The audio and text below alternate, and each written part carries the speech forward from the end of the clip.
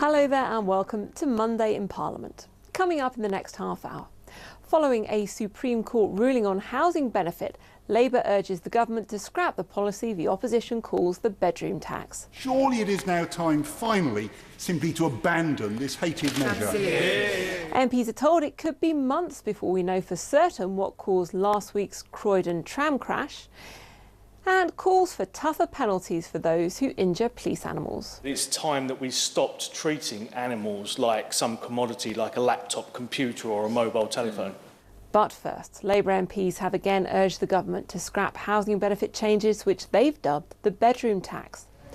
Last week, a spina bifida patient, Jacqueline Carmichael, and a couple, Paul and Susan Rutherford, who look after their severely disabled teenage grandson, won their Supreme Court appeals against the benefit changes. The court ruled that they were discriminated against, but 5 other people had their challenges dismissed by the court.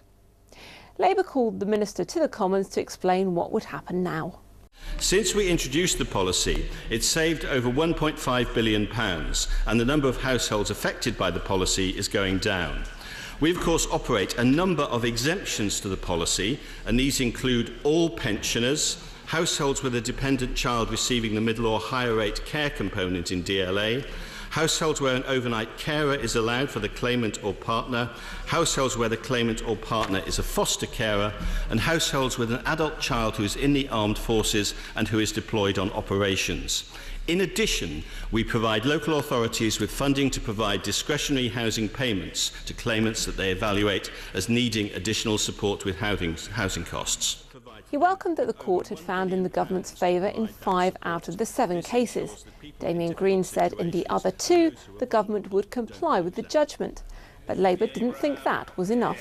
The Supreme Court's judgment on Wednesday clearly stated that the bedroom tax is discriminatory, as this side of the House has repeatedly highlighted. The court upheld the claims of Jacqueline Carmichael, who is disabled and cannot share a room with her husband Jason, as well as that of Paul and Susan Rutherford, who care for their severely disabled grandson Warren. I would like to pay tribute to them, as well as the other families, for their courage, tenacity and determination pursuing these cases. Will the government now formally apologise for the pain and suffering inflicted on disabled people and families caring for a disabled child? Every one of those cases, all 7 of the cases, were receiving discretionary housing payments. These are the best way to ensure that those who are affected by this, if they need help, can be helped. Discretionary housing payments are up 5 times since 2011-12, and the government is committed to another £870 million worth of discretionary housing payments over the next 5 years. And I'm surprised that the Honourable Lady is complaining about them from a sedentary position, because her own local authority received the best part of £500,000 in discretionary housing payments this year. Can I remind the Secretary of State the real anger is not from the benches opposite, but from the 241,000 families in overcrowded accommodation who are desperate to access family homes. It is these families, not the benches opposite, the Secretary of State should be listening to. I'm sorry that it's necessary today to remind the Secretary of State that according to the government's own impact assessment, across the UK, around 2/3 of the households affected by the bedroom tax are the home of a disabled adult. In Scotland, the proportion is a massive 80%, and I'm proud that the Scottish Government's taken action to protect all families affected by it. In 2014, I had the privilege of meeting Paul and Sue Rutherford and their grandson Warren. That meeting left a profound impact on me. They are heroes in our community, and they should be treated as such by the government rather than penalised with policies like the bedroom tax. I find it strange that members opposite are protesting when in 2008 they introduced exactly the same changes to the private rented sector. There's one advantage of the bedroom tax, namely it's a constant reminder of a Tory vendetta against social tenants, particularly those on low incomes. He should be thoroughly ashamed of himself if he's coming out with the same Tory line as his predecessor, and illustrates the Tory government hasn't changed at all as a result of a new Prime Minister. The bedroom tax has always hit disabled people especially hard.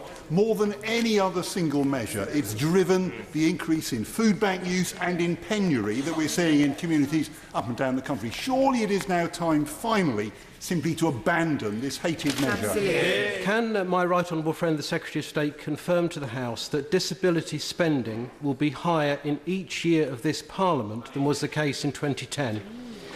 I can, and my honourable friend makes the point with the particular expertise he has, no doubt, of dealing with these cases, not just as a member of this House, but as a local councillor as well. Indeed, I've said the figures earlier about disability spending, and it is indeed rising. Damien Green. Now, it could be up to a year before we know why a tram crashed last week at Croydon in South London, killing 7 people and injuring more than 50. The London Minister Gavin Barwell, who's also the MP for Croydon Central, told the Commons that the full report would take months, but interim details should be available this week. He reflected on the shock of the families of the passengers who lost their lives. When we say goodbye to our loved ones each morning, it never crosses our mind that we may not see them again. 7 families are now having to face that terrible reality, and others will only return to their loved ones after a lengthy stay in hospital and with life-changing injuries. They will need support in the days, weeks and months ahead, and the government will work with the Mayor of London and with Croydon Council to make sure that they receive it. I've made this statement, Mr. Speaker, in my capacity as Minister for London, but honourable members may be aware that the accident took place in my constituency and that 6 of the 7 people who were tragically killed were my constituents. The last few days have been the toughest in my 6.5 years as a member of this House, but I've been sustained by the way in which the people of Croydon have supported the emergency services as they've carried out their difficult work, and the family and friends of those who have lost their lives or were injured. We are a strong community, and we will support each other in our grief.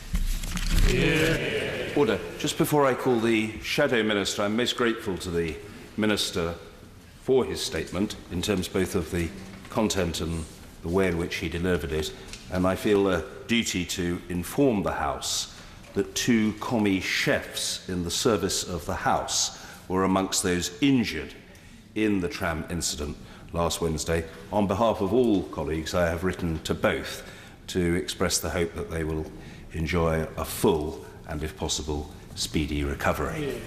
Trams are a very safe form of public transport, but incidents like this reinforce the fundamental principle that when it comes to our public transport systems, there can never be any compromise on safety.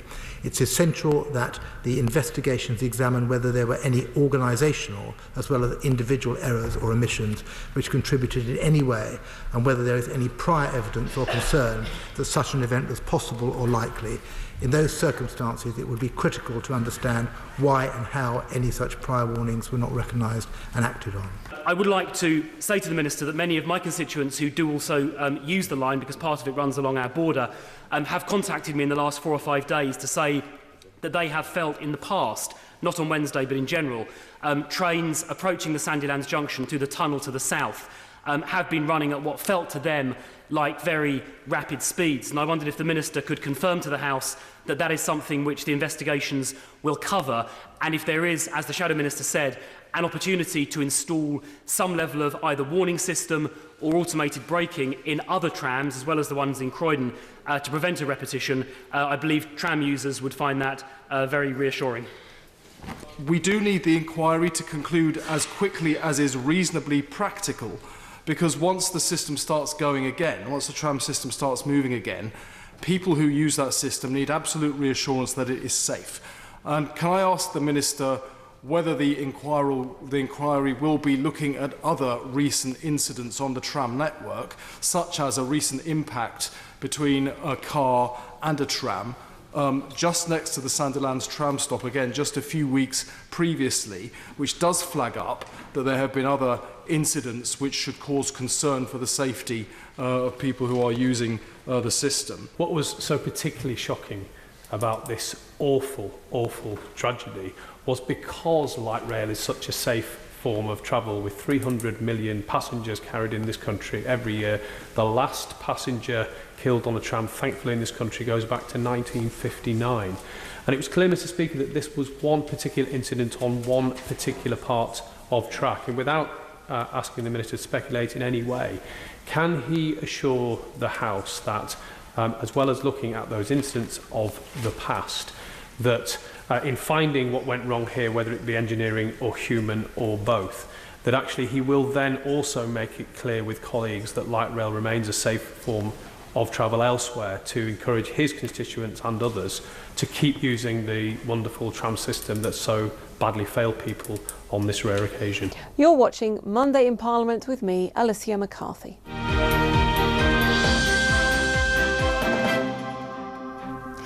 Ministers have come under pressure from MPs to guarantee the future of state-funded or maintained nursery schools in England. Concerns have been expressed that the government's proposals to offer parents 30 hours of free childcare could lead to the closure of hundreds of nurseries because of the cost of providing the extra places. Under government plans, they'll get supplementary funding for 2 years, but MPs have urged ministers to go further and commit to longer-term arrangements. 99% of maintained nursery schools are rated good or outstanding by Ofsted, and 65% of them are in the 30 most deprived areas of the country, including in my constituency. Yet across the early years sector, experts are warning that proposed changes to the funding formula will place many of these nurseries at risk of closure after the 2 years of supplementary funding runs out. Will the Secretary of State commit to a sustainable level of funding to enable maintained nurseries to continue their important work of providing the best possible start in life and addressing disadvantage? Minister. Well, Mr. Speaker, she's absolutely right to point out that maintained nursery schools do provide some good and outstanding care in the vast majority of their settings and in some of the most deprived parts of the country.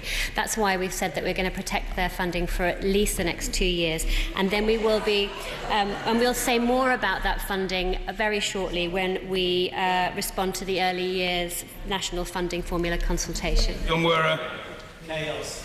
So yesterday's British Chamber of Commerce survey concluded that childcare should be considered part of our national infrastructure for keeping people in work. Nursery schools provide that service in some of our most deprived areas whilst promoting social mobility. So why on earth is the government stripping their resources away at this critical time? And in 2 years' time, we will still be facing the same challenges of social mobility and education, and we will need nursery schools to be properly funded. Minister. Well, Mr. Speaker, I would challenge all the things that she said. We're not stripping the funding away from nursery schools. This supplementary funding of £55 million a year is part of the record investment in childcare of £6 billion a year by 2020. That's more than any government has ever spent. Thank you very much, Mr. Speaker. With respect, I think the Minister is missing the point. This is not simply a question of childcare. It's a question of quality early education, and that is about narrowing the gap between the most disadvantaged and the rest. And could she go further and tell this House what maintained nursery schools, who've got teachers they employ, they've got staff who want to carry on working there, what is going to happen after this 2-year period? It's no good for a school to know they've got security for 2 years.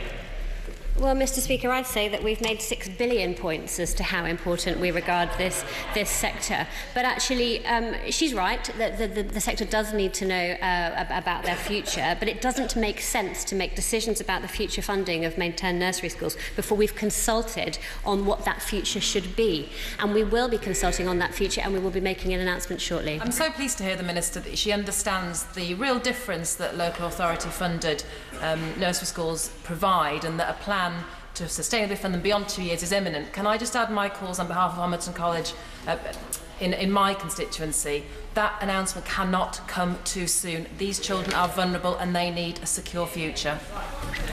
Minister. Well, yes, Mr. Speaker, she is right to say maintained nursery schools often offer very high value education, with 98% of them rated good or outstanding and 80% of them in areas of deprivation. As I've said, we will say more about their funding very shortly when we respond to our early years funding formula consultation.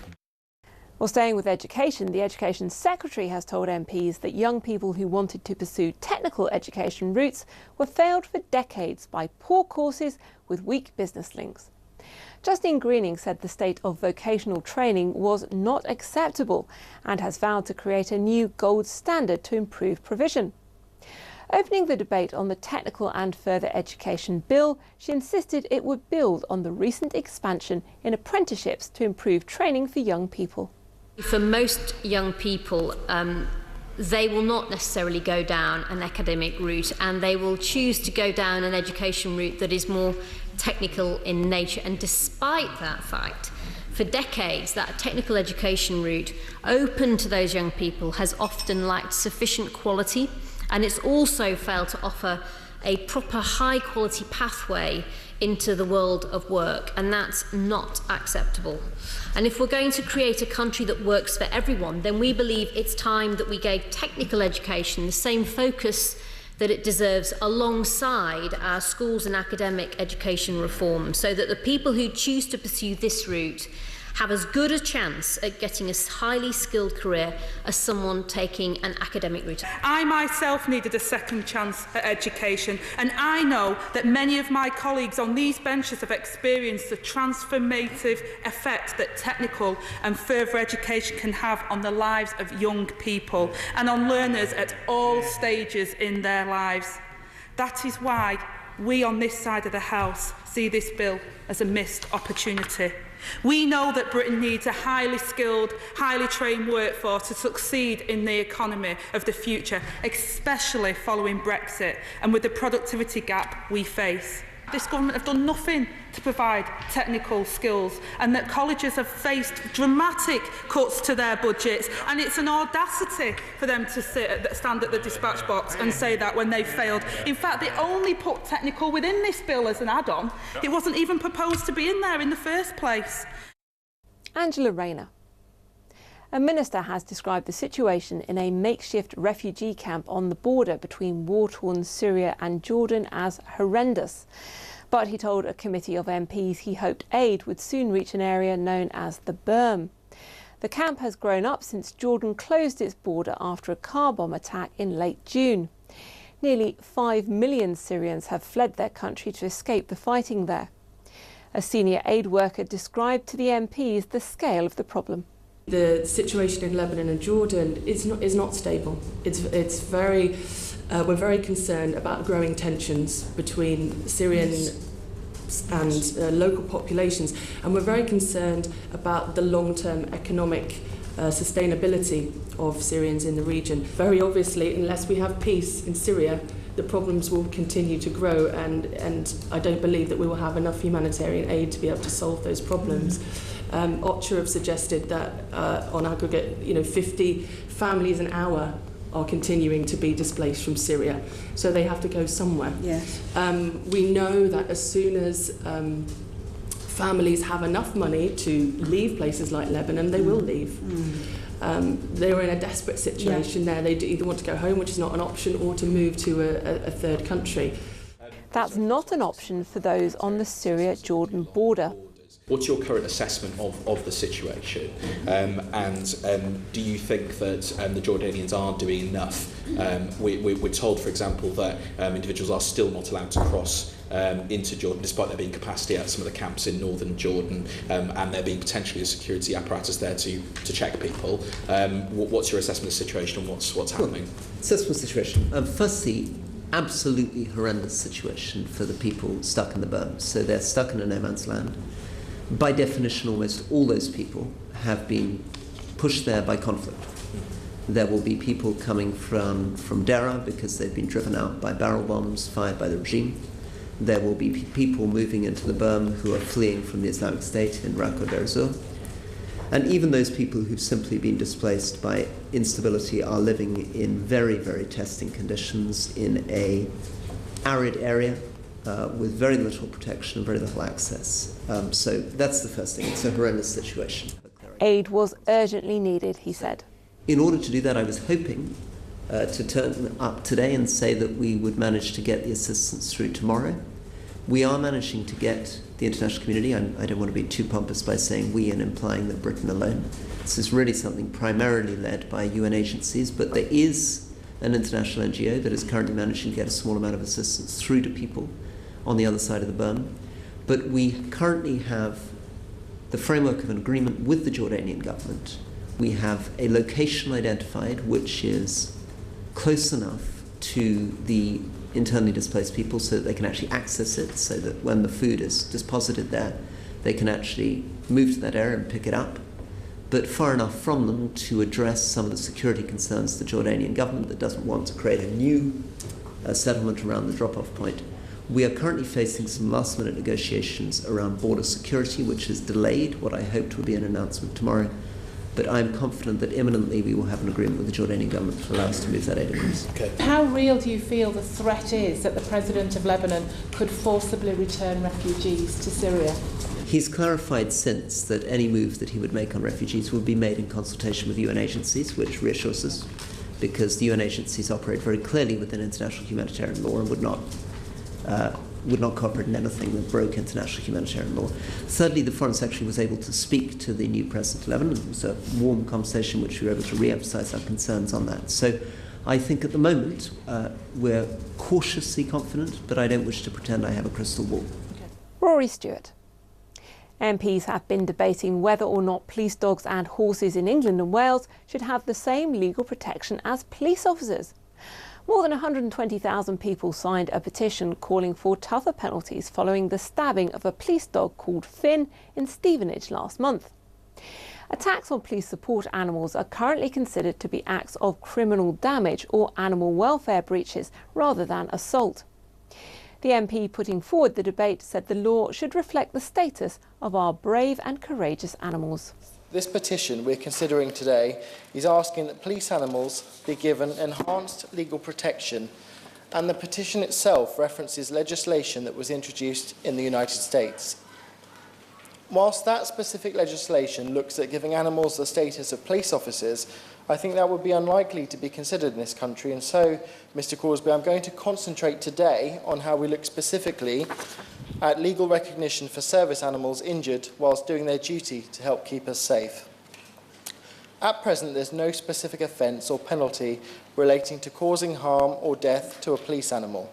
Does the honourable member therefore agree that it is absolutely outrageous that should a police dog or horse be assaulted or injured, that this is treated merely as a criminal damage? Thank you. I'm grateful for the intervention because I do agree. And at present, there is no specific offence or penalty relating to causing harm or death to a police animal. As has been pointed out, under current legislation, such offences may be prosecuted under the Animal Welfare Act 2006 or the Criminal Damage Act of 1971. This typifies the materialistic way in which the law treats animals.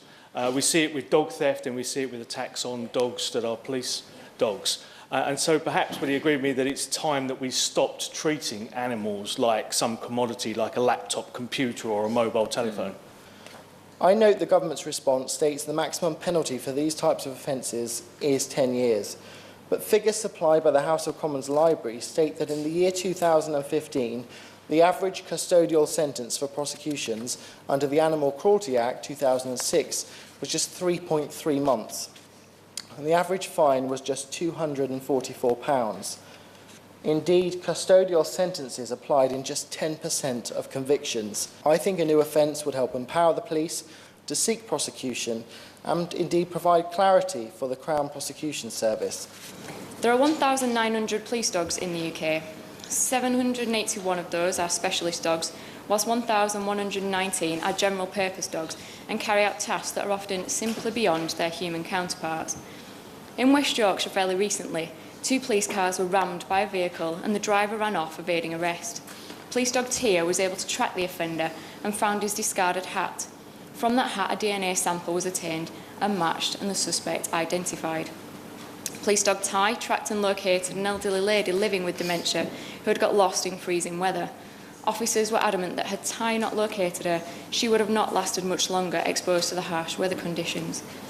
Police officers will tell you that dogs are one of the most effective ways of managing some really difficult situations, with officers' only concern being that there are not enough dogs available. Now, much of this the Minister held out the prospect of a change in the law. It is a complicated issue because it does go wider than just police dogs. We do not think, none of us think, of police animals as just equipment. They are an important part of the job, but they are not just equipment. It doesn't seem to me to properly convey the respect and gratitude that we do and should feel for the animals involved and for their contribution to law enforcement and indeed public safety more widely. And that is why I've written to my ministerial colleagues at the Ministry of Justice and the Department of Environment, Food and Rural Affairs to explore whether there is more that we can do in law to offer a more appropriate protection to working animals. And he added if there was a case for action, he would look at it next year. And that's it for now. Keith McDougall will be with you for the rest of the week. But for now, from me, Alicia McCarthy, goodbye.